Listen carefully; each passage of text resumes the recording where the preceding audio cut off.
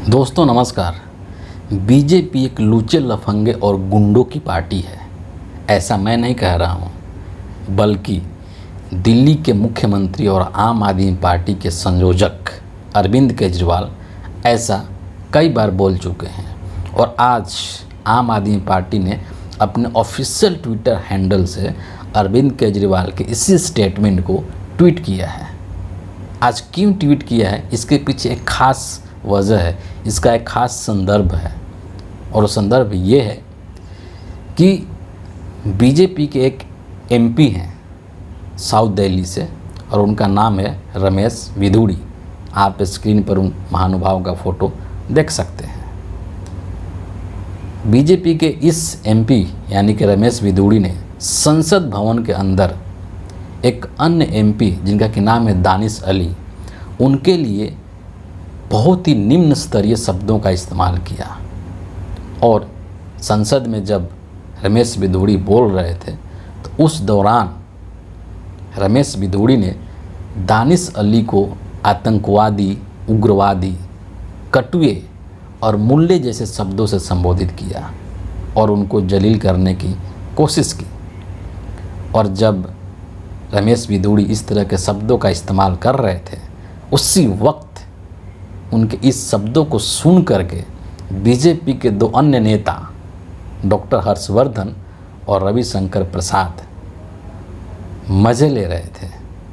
इन शब्दों को सुन करके वो एंजॉय कर रहे थे, उनको बहुत उनको मस्ती छा रही थी, वो हंस रहे थे। ये वास्तविक चरित्र है बीजेपी के नेताओं का, ये उनका मूल चरित्र है जो कि आज संसद भवन के अंदर देखने को मिला। अब तक तो इस तरह की चीज़ें संसद भवन से बाहर करते थे बीजेपी के नेता, क्योंकि रमेश विधुड़ी इस तरह की बात बोलने वाले इकलौते नहीं हैं बीजेपी में।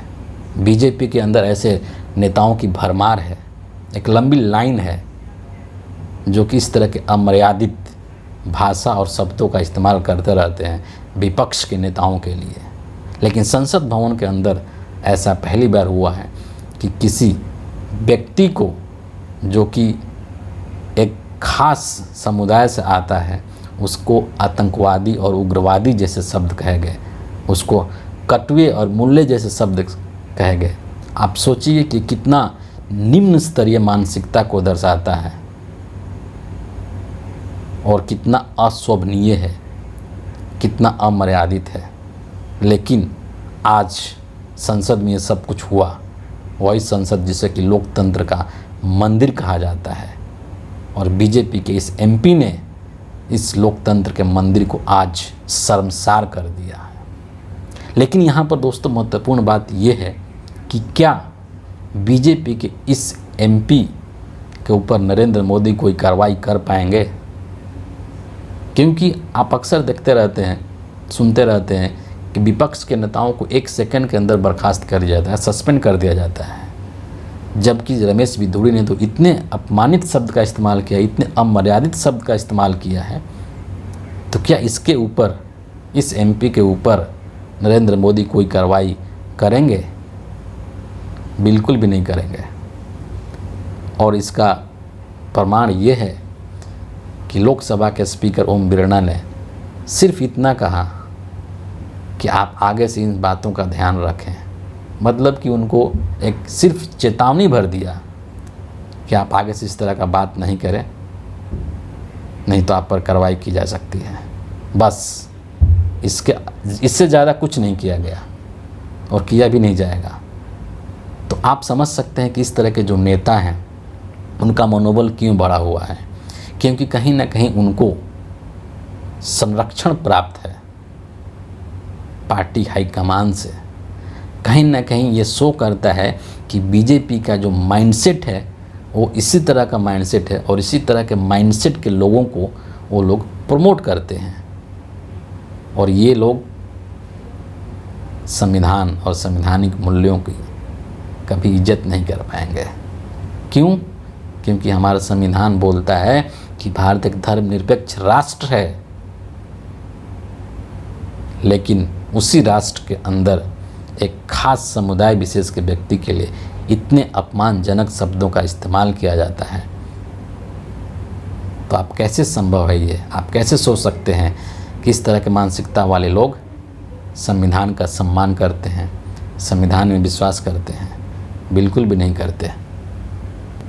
लेकिन दोस्तों, एक और बात गौर करने वाली है कि जब कोई भी इंसान लाचार हो जाता है, जब उसके पास कोई तथ्य या तर्क नहीं होता है, तो फिर वो अपना आपा खो देता है। वो फिर इस तरह के गाली गलौज या अमर्यादित शब्दों का इस्तेमाल करने लगता है। इतना ही नहीं, जब व्यक्ति को हार का डर सताने लगता है, जब उसके मन में ये बात घर कर जाती है कि मैं हार सकता हूँ, तो उस स्थिति में भी वो अपना आपा खो देता है और फिर अपशब्दों का इस्तेमाल करने लग जाता है। और अभी की स्थिति में ये बिल्कुल बात सटीक बैठती है। क्यों? क्योंकि लोकसभा चुनाव के अंदर नरेंद्र मोदी और बीजेपी की स्थिति बहुत ही दयनीय है। इनकी हालत बहुत ख़राब है। और न सिर्फ लोकसभा के चुनाव में, बल्कि उसके पहले जो विधानसभा के चुनाव होने हैं अलग अलग राज्यों में, उन चुनाव में भी बीजेपी की हालत बहुत ही ख़राब है, बहुत ही नाजुक है और इनके लिए अपना इज्जत बचाना मुश्किल है। तो ऐसी स्थिति में इनको ये डर कहीं ना कहीं सता रहा है कि हम चुनाव में हार सकते हैं, कहीं ना कहीं हमारा जनाधार खिसक रहा है और इसीलिए लोग अपना आपा खो रहे हैं और इस तरह के अपशब्द या इस तरह के अमर्यादित शब्दों का इस्तेमाल कर रहे हैं, वो भी हमारे लोकतंत्र के मंदिर के अंदर, यानी कि संसद भवन के अंदर। इतना ही। लेकिन मूल बात ये है दोस्तों कि क्या ऐसे लोग संसद भवन में बैठने के लायक हैं? क्या ऐसे लोग जनता का प्रतिनिधि बनने के लायक हैं? और अगर नहीं हैं, तो फिर जनता ऐसे लोगों को वोट देकर क्यों चुनती है?